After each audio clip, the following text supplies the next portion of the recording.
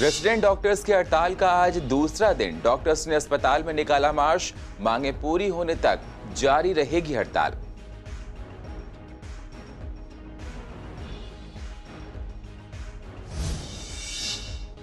Shahdara district police ने तरंग कार्यक्रम की शुरुआत। नशे के आदी युवाओं के लिए किया गया कार्यक्रम आयोजित। युवाओं को नुक्कड़ नाटक के जरिए किया गया जागरूक।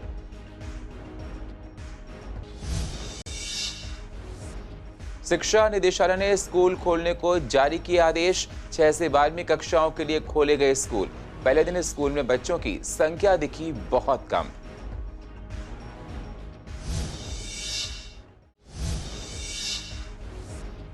पूर्वी दिल्ली में ओमिक्रॉन से लोगों में दहशत, लोग डर रहे हैं। लगातार बढ़ रहे हैं ओमिक्रॉन के केस। कुछ लोगों ने कहा कि लॉकडाउन लगे, कुछ ने कहा अभी नहीं।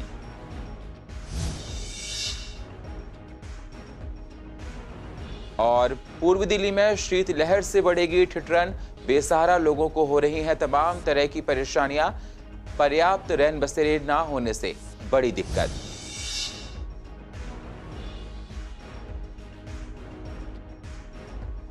नमस्कार, स्वागत है आप सभी का सीसीएन में और आप देख रहे हैं पूर्वी दिल्ली खास। अब होते हैं रूबरू पूर्वी दिल्ली की अहम खबरों के साथ।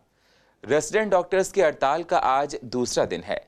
जीटीबी अस्पताल के रेजिडेंट डॉक्टर्स ने अपनी मांगों को लेकर अस्पताल में मार्च निकाला है। हड़ताल की वजह से इलाज कराने आ रहे हजारों मरीजों को काफी दिक्कतों का सामना करना पड़ रहा है। वहीं डॉक्टर्स का कहना है कि जब तक उनकी बात नहीं मानी जाएगी तब तक वो हड़ताल जारी रखेंगे। आपको बता दें, नीट पीजी काउंसलिंग में देरी होने से रेजिडेंट्स डॉक्टर्स हड़ताल पर हैं। आश्वासन मिलने के बाद रेजिडेंट्स डॉक्टर्स ने हड़ताल को 1 हफ्ते के लिए रोक दिया था, लेकिन कोई हल नहीं निकलने पर फिर हड़ताल को चालू कर दिया गया है।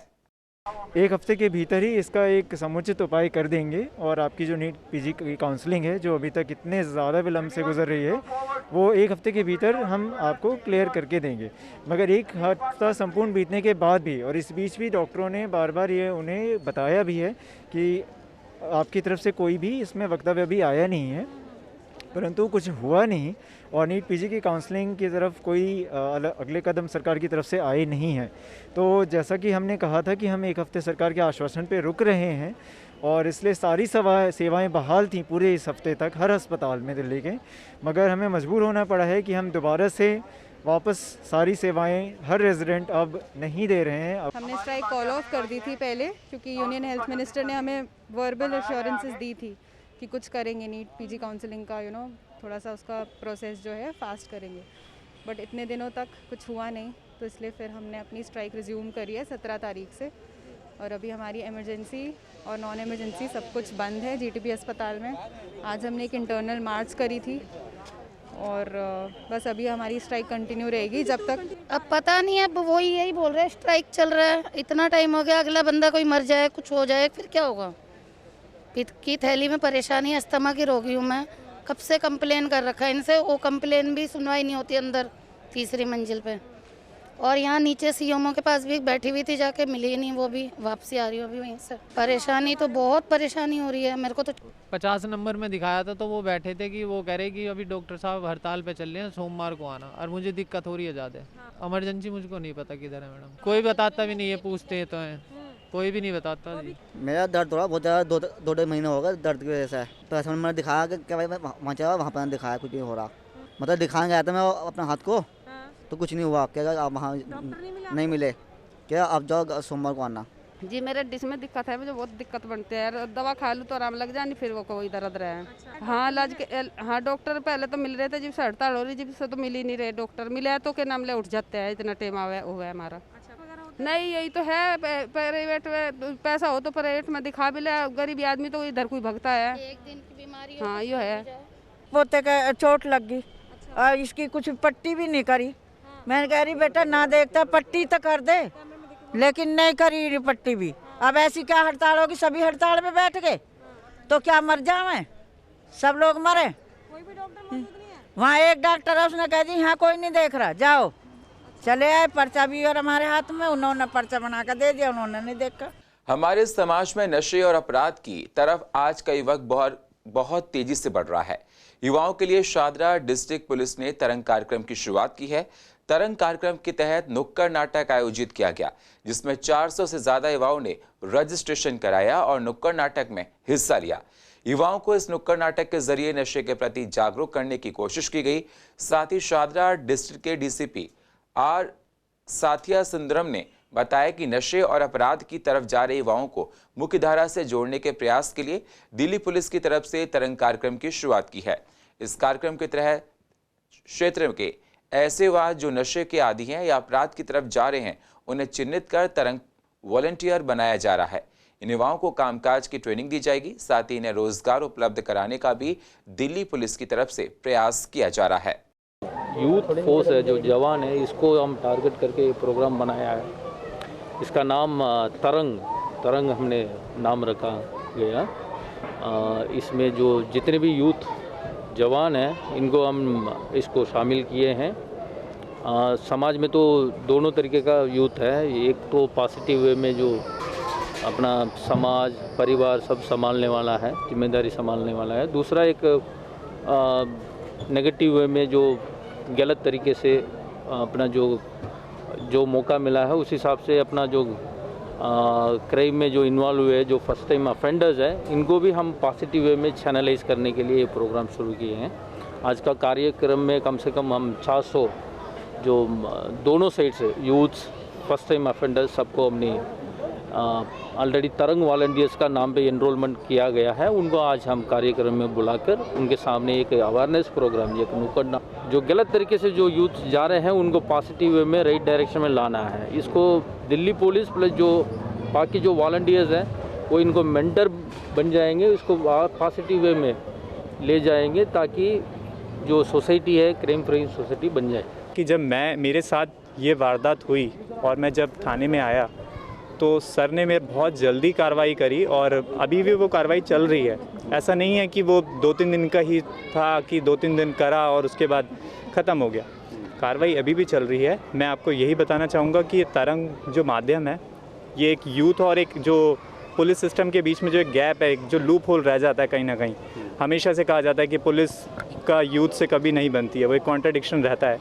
तो ये तरंग एक ऐसा माध्यम है जिससे यूथ और एडमिनिस्ट्रेशन लेवल, जिसे मैं पुलिस लेवल कहूँगा, बहुत अच्छा कनेक्शन होगा। और अगर यूथ भी इसके साथ ही इनिशिएट लें, वो खुद से पुलिस डिपार्टमेंट को बताएं कि हमारे यहाँ पर ऐसे कार्रवाई हुई है या ये पर्सन कहीं ना कहीं मुझे ऐसा लग रहा है कि कुछ ऐसी कार्रवाई ना कर दे या चोरी ना कर दे, तो आधी से ज़्यादा चीज़ें तो ग्राउंड लेवल पे सॉल्व हो जाएंगी। दिल्ली में प्रदूषण लेवल में कोई सुधार नहीं है, लेकिन फिर भी स्कूलों को 6 से 12वीं कक्षाओं के लिए खोल दिया गया है। शनिवार को स्कूल खुलने का पहला दिन था और स्कूलों में बच्चों की संख्या बहुत कम दिखाई दी है। पॉल्यूशन लेवल बढ़ने के कारण से पेरेंट्स अपने बच्चों को स्कूल नहीं भेजना चाहते हैं। हालांकि अब आनन फानन में शिक्षा निदेशालय ने आदेश जारी किए हैं और स्कूलों को फिर से खोल दिया गया है। वहीं टीचर्स का कहना है कि पहला दिन स्कूल खुलने का और दिन शनिवार होने की वजह से बच्चों की संख्या काफी कम है। आने वाले दिनों में बच्चों की संख्या और अधिक बढ़ेगी। साथ ही पेरेंट्स का कहना है कि बच्चों की पढ़ाई का काफी नुकसान पहले ही हो चुका है और कुछ समय बाद फाइनल एग्जाम भी होंगे, तो इसलिए स्कूलों का खुलना बहुत जरूरी था। सरकार की ये अच्छा फैसला है सरकार के लिए। काफ़ी दिन से बच्चे घरों पर ही थे, परेशान थे और घर पर रहकर इतनी वो पढ़ाई हो भी नहीं पाती जो स्कूल में आने पर होती है। हमारा स्कूल प्रशासन तो, टीचर्स तो पहले ही मुस्तैद हैं। वो तो चाहते थे कि स्कूल खुले, बच्चे स्कूल में आएँ, और अब सरकार ने कल ये आदेश किया है तो अब बच्चे आने लगे हैं और आज काफ़ी ठीक अच्छी संख्या रही है। और मैं समझता हूँ कि अब सोमवार में और भी अच्छी संख्या होगी। और कोरोना नियमों का पूरी तरह से पालन हो रहा है स्कूलों में। अभी देखा है स्कूल में अपने गेट के अंदर घुसते ही बच्चों के हाथों को सैनिटाइज कराया जा रहा है, मास्क का पूरा ध्यान रखा जा रहा है। बच्चों का रिस्पांस देखें तो मिला जुला है। आज चूँकि अचानक जो ये आ गया है ऑर्डर खुलने का, रीओपन होने के लिए, तो कुछ बच्चों को तो खैर मालूम भी नहीं होगा और जिनको मालूम हो गया वो आएंगे। और आज चूँकि शनिवार है इसलिए थोड़े से बच्चे कम आएंगे, लेकिन ये है कि सोमवार से उनकी संख्या अच्छी हो जाएगी। और टीचर्स की जहाँ तक बात है, टीचर्स तो तैयार ही हैं पहले से। हम तो बोर्ड का एग्ज़ाम भी चल रहा था, अभी और है हमारे यहाँ 22 तक तो हमारे यहाँ पेपर हैं भी, और हमारा होम एग्ज़ाम अभी कल ही ख़त्म हुआ है। ये हर क्लास का जो है एक ग्रुप बना हुआ है, व्हाट्सएप ग्रुप, उस पर जो भी सूचनाएं आती हैं बच्चों को देनी होती, चाहे बुलाने का चाहे और किसी तरह की महत्वपूर्ण सूचना, तो हम उसी पे डाल देते हैं। उसी पे जो है सभी क्लास टीचर्स ने डाल दिया है रीओपन होने के लिए। स्कूल खुलना सरकार के लिए ठीक है, बच्चे भी घरों में जो है बहुत दिनों से बंद थे, और स्कूल अगर खुलता है तो थोड़ा सा जो है बच्चों की फिजिकल एक्टिविटी होती है, पढ़ाई में बच्चों का मन लगेगा, और ये एक सरकार का जो है अच्छा कदम है, क्योंकि घर में बच्चे बहुत परेशान हो चुके हैं, डिप्रेशन में जा रहे हैं, मेंटली डिस्टर्ब भी हो रहे हैं। तो उन हालातों को देखते हुए थोड़ा सा स्कूल खुलना ज़रूरी है। स्कूल खुलने से बच्चों की स्टडी भी होती है, दूसरा फिजिकल एक्टिविटी भी होती है, उससे हमारा जो है जो योग वगैरह है, फिजिकल एक्सरसाइज है, ये सब कंप्लीट होता है। कोरोना का नया वेरिएंट ओमिक्रॉन धीरे धीरे पैर पसारता जा रहा है। ऐसे में कुछ लोगों का कहना है कि लॉकडाउन लगना चाहिए, क्योंकि लगातार बढ़ते केस लोगों में डर पैदा कर रहे हैं। इसको रोकने के लिए सरकार जो कदम उठाए उसके लिए हम तैयार हैं। वहीं कुछ लोगों का कहना है कि लॉकडाउन ही एकमात्र विकल्प नहीं है। लॉकडाउन लगने से पहले ही लोगों के काम धंधे चौपट हो चुके हैं। ऐसे में तीसरी लहर की आशंका है, जिसको देखते हुए कोरोना नियमों का पालन करना चाहिए। सभी लोगों को सावधानी भी बरतनी चाहिए। सर, लॉकडाउन लगाना कोई हल थोड़ी है। सरकार अपना काम करती नहीं, बस लॉकडाउन लगाने से हल समस्या थोड़ी हल हो जाएगी। सर, सरकार कदम उठाए, जगह जगह अस्पताल सुविधा दे। अब इतने दिन से काम चल रहा है, बस सरकार ये कोई आप पहुँच गई लॉकडाउन लगा लें, उससे समस्या हल हो जाएगी। लोग घर में रहेंगे तो भी बंद हो जाएंगे, बिना खाए पिए मर जाएंगे। काम धंधा वैसे भी नहीं है, अभी खुला हुआ है काम धंधा कोई नहीं है, कहीं कस्टमर दिख नहीं रहे मार्केट में। तो लॉकडाउन लगाने से जो बेचारे थोड़ा बहुत कमा रहे वो भी घर में बैठ जाएंगे, मर जाएंगे। पिछली बार देखो कितने लोग कहाँ कहाँ कैसे मरे थे, जो जहाँ निकला मरा। फिर सरकार इसे कदम उठाए, सरकार कदम उठाना चाहिए। सरकार कुछ नहीं करना चाहती, लॉकडाउन लगा देगी, उसको बहाना चाहिए सरकार को। भैया अगर केसेस बढ़ते हैं तो लॉकडाउन लगाना मस्ट है, गवर्नमेंट के लिए, लोगों के लिए, भलाई के लिए है। लेकिन अगर नहीं बढ़ते और इतना हैजर्डस नहीं है, इतना बीमारी नहीं फैलती, तो फिर लगाना बेकार है। इससे तो फ़ायदा लोगों को ही है अगर लॉकडाउन लगता है तो, बीमारी को रोकने के लिए, और कोई इलाज ही नहीं है गवर्नमेंट। लॉकडाउन की तैयारी क्यों कर रहे हैं, क्या काम है? ये तो इनको सरकार को ये करना चाहिए ना कि भाई अपनी पूरी तैयारी करके रखनी चाहिए। लॉकडाउन तो कोई इसका निष्कर्ष थोड़ी। व्यापार तो चल ही गा रहा लोगों का, जो आम डेली का जो खाने पीने की आइटम और कपड़े लत्ते ही तो बिक रहे हैं, बाकी आइटम पे कहाँ कुछ। लॉकडाउन सर कंप्लीट लॉकडाउन नहीं होना चाहिए। ये होना चाहिए कि आपको इनिशियल डेज में खोल देना चाहिए ये, या फिर इसे पार्शियली लॉकडाउन रखना चाहिए, क्योंकि पिछली बार भी लॉकडाउन की वजह से कई लोगों की जॉब या फिर बिजनेस में बहुत ज़्यादा घाटा हुआ। ये तो रहेगा ही, और सरकार को लॉकडाउन से ज़्यादा वैक्सीनेशन का जो अपना वो है ट्रायल, वो ज़्यादा फास्ट कर देना चाहिए। क्योंकि अगर हम सब वैक्सीनेटेड हो जाएंगे तो फिर थोड़ा ये होगा कि कोरोना तो होगा, लेकिन उसकी जो वो हैं हमारे अंदर जो लड़ने की ताकत है वो आ जाएगी। हाँ, जैसे केस बढ़ते रहेंगे उस हिसाब से फिर लॉकडाउन भी इम्पोर्टेंट है, क्योंकि वो फिर केस ज़्यादा बढ़ते रहेंगे, बीमारी भी वो जानलेवा है। पहले भी जब कोरोना आया था उसमें भी बड़े लाखों लोग मरे थे। इस हिसाब से थोड़ा सरकार को सख्ती करनी चाहिए। लगना तो चाहिए, मगर थोड़ा रूल रेगुलेशन के हिसाब से लगे तो सही रहे, क्योंकि ज़्यादा सख्ती हो जाती है फिर लोगों को भी, आम लोगों को बड़ी परेशानी होती है, मिडिल क्लास वालों को। कि स्कूल्स जो आज तक बंद रहे थे, आज जब ओमिक्रॉन बढ़ती हुई स्थिति में है और उस समय ये स्कूल खोलने जा रहे हैं, और वो भी छोटे छोटे बच्चों का, तो मुझे नहीं लगता ये तर्कपूर्ण विचार हो सकता है। इस मामले में जो दिल्ली के मुख्यमंत्री हैं बच्चों पर कुठाराघात कर रहे हैं। ये स्कूल किसी भी कीमत पर नहीं खुलने। लॉकडाउन अगर लगता है तो ऑल्टरनेटिव डेज में लगाया जाए, या फिर 50% जैसे उपस्थिति पहले रही थी उस प्रकार की उपस्थिति की जाए। लेकिन अगर लॉकडाउन नहीं लगता तो अर्थव्यवस्था ठीक सुचारू रूप से चलेगी। ईश्वर करे कि लॉकडाउन ना लगे, क्योंकि पिछले 2 सालों का ही जख्म हम झेल नहीं पाए हैं। पहला जो लॉकडाउन हुआ था उसमें किसी तरह हमने अपने आप को ढाल लिया था लॉकडाउन के मुताबिक, लेकिन जो दूसरा लॉकडाउन हुआ उससे हमें जान माल की बहुत हानि हुई, कितनी मौतें हुई, ऑक्सीजन की कमी हुई, हमें बेड नहीं मिले, कारोबार बिल्कुल ठप हो गया। तो ईश्वर ना करे कि तीसरा लॉकडाउन लगे, क्योंकि तीसरा लॉकडाउन हम झेल नहीं पाएंगे। दिल्ली में ठिठुरन वाली ठंड लगभग शुरू हो चुकी है। ऐसे में बेसहारा लोगों को रात बिताने में काफी दिक्कतों का सामना करना पड़ता है। रात में फुटपाथ पर रात गुजारने वाले गरीब लोगों की हालत खराब हो रही है। सीसीएन के संवाददाता राज चौधरी ने उन लोगों से बात की तो उनका कहना था कि घर ना होने की वजह से उन्हें रोड पर रहना पड़ता है। मजबूरी में अब बिना छत के रहने की आदत हो गई है।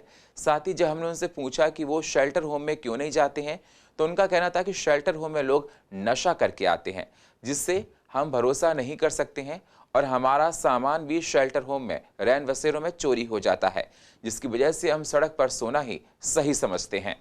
जब गरीबन पड़े रोड के मारे, उसकी कोई गरीब आए कि सरकार करो कोशिश, उसकी बेइज्जती नहीं करेगा तो सरकार नहीं बेइज्जती करे, गरीब लोग बाग क्या खाएगा।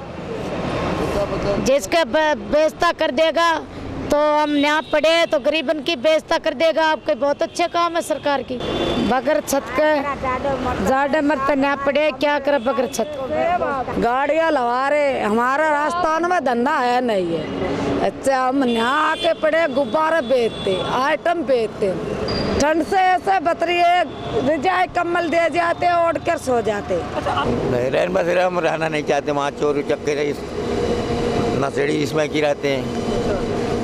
रैन बसेरा हमको यही ठीक है, जो हो जो कुछ है हमारे लिए सही।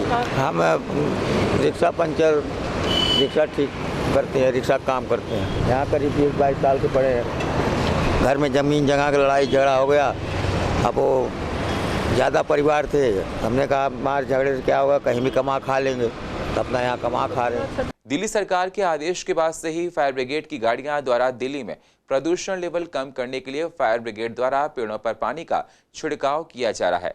शादरा जिले में लगभग 13 फायर ब्रिगेड की गाड़ियां अलग अलग इलाके में पानी का छिड़काव कर रही हैं, जिससे पॉल्यूशन को कुछ हद तक कंट्रोल किया जा सके। पूर्व दिल्ली के आनंद विहार में पॉल्यूशन के मामलों में बहुत ज्यादा देखा जा रहा है कि आनंद विहार हॉट स्पॉट है, पॉल्यूशन लेवल बहुत ज्यादा है, जिसके मद्देनजर फायर ब्रिगेड की गाड़ी खासकर आनंद विहार एरिया में ज्यादा पानी का छिड़काव कर रही है। ये सर पॉल्यूशन कम करने के लिए है, ये दिल्ली सरकार के आदेश है। ये कहीं भी कर दो, कहीं भी छिड़क दो। ये सुबह जाती है गाड़ी 7:30 बजे और शाम को 3:30 बजे। ये 13-14 स्टेशनों की गाड़ियाँ है लगभग। अच्छा, तो पहले एमसीडी की गाड़ी लगी रहती थी, अभी वो भी लग रही है। वो भी लग रही है। हाँ, ये भी है, वो भी है। अभी हमारी सीबीडी ग्राउंड से है। सर्दी का मौसम है और कोविड-19 के ओमिक्रॉन वेरिएंट ने सभी के मन में एक बार फिर से डर पैदा कर दिया है। ऐसे में कई और बीमारियां के दस्तक देने का खतरा बना हुआ है। ऐसे में हमें सावधानी बरतने की बहुत जरूरत है। इसी दौरान हमने डॉक्टरों से बात की तो सीएमओ डॉक्टर ग्लैडविन त्यागी ने कहा कि सुबह शाम की सैर से बचें और ज्यादा से ज्यादा कपड़े पहनकर रखें ताकि ठंडी हवाओं से बचा जा सके। बचकर घर पर ही एक्सरसाइज करें, योगा करें ताकि आप फिट रह सकें। वहीं डॉक्टर गौतम ने कहा कि सर्दी के मौसम में ठंड से बचने के लिए गर्म कपड़े पहने, साथ ही बाहर निकलते समय मास्क का इस्तेमाल जरूर करें। साथ ही कहा कि अस्थमा के मरीजों को अपना खास ख्याल रखने की जरूरत है।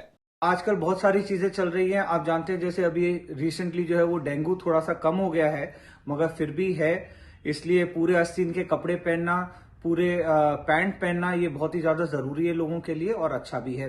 सर्दी का मौसम आ गया है, सर्दी के मौसम में खासकर अपने कान, अपने नाक, अपना गला, ये चीज जो है वो प्रोटेक्टेड होना चाहिए और ये चीज गर्म होनी चाहिए। अगर ये गर्म होगा तो हमारी बॉडी जो है, अपर रेस्पिरेटरी जो है वो प्रोटेक्टेड रहेगा।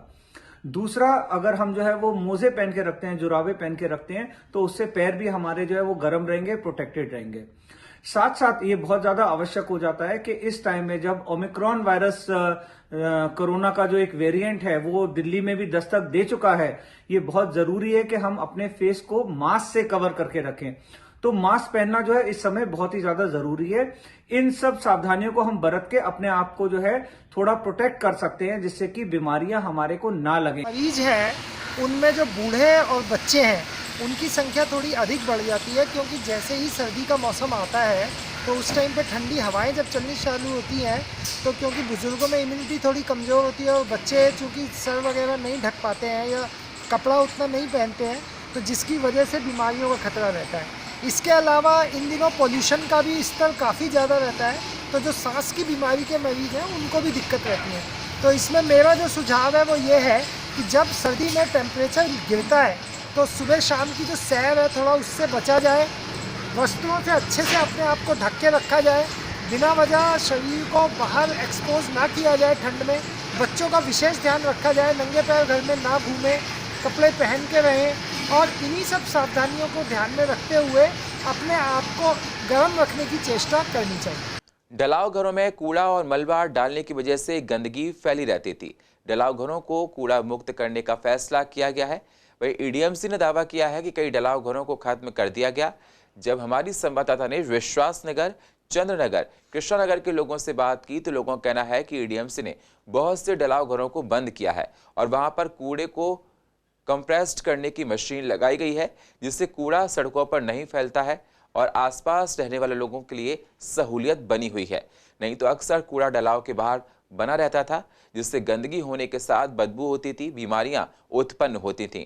साथ ही लोगों का कहना है कि जो डलाव बंद नहीं हुए हैं उन्हें जल्द बंद किया जाए। कॉलोनी में ताज इंक्लेव के बिल्कुल अपोजिट एक डलाव घर था, वो बिल्कुल बंद हो गया है। वहाँ जो कूड़ा करकट बाहर सड़कों पर फैला रहता था, उसका बिल्कुल ही उन्होंने निस्तीकरण करके वहाँ पर कंपैक्टर लगा दिया गया है और उससे जनता को बहुत राहत मिली है। देखिए, देखा होगा पहले आपने कि कूड़ा फैला रहता था। अब जब ढलावघर बंद हो गए हैं, वहाँ पे कॉम्पैक्टर लग गए हैं। आपने राधू पैलेस वाले रोड पे देखा होगा, पहले वहाँ रोड पे पहले काफ़ी कचरा फैला रहता था। कॉम्पैक्टर लगने के बाद में कोई भी अब कूड़ा नहीं फैला हुआ है। जो आवारा पशु या अगर हम कहें कि पॉलीथीन वगैरह खा लेते थे, उससे भी उनको दिक्कत होती थी, वो चीज़ें भी बंद हो गई हैं। और कूड़ा फैलने से जो बीमारियाँ फैलती थी उनमें भी कमी आई है और कॉम्पैक्टर लगने से एक स्वच्छता जो है वो बढ़ेगी क्षेत्र में। तो एमसीडी का ये कार्य जो है कॉम्पैक्टर लगाने का और ढलाव घर बंद करने का, ये बहुत ही सराहनीय है। जामिल चौक पर एक ढलाव घर था जो सब्जी मंडी और मेट्रो स्टेशन और मेन रोड के बीच में था। उसके बंद करने का एक फ़ायदा ये हुआ, एक तो आसपास जो क्षेत्र में बदबू आती थी, सब्जी भी सड़ती थी, वो सब्जी भी वहाँ डाली जाती थी, उस बदबू से राहत मिली है।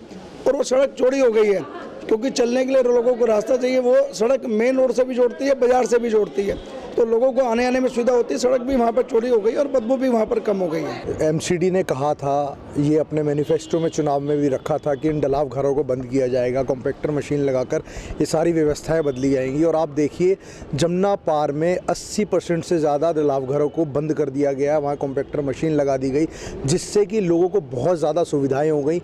और आप देखिए, एक शकरपुर में तो डलाव घर ऐसा था जहाँ हमारे सांसद ने जन रसोई भी खोली।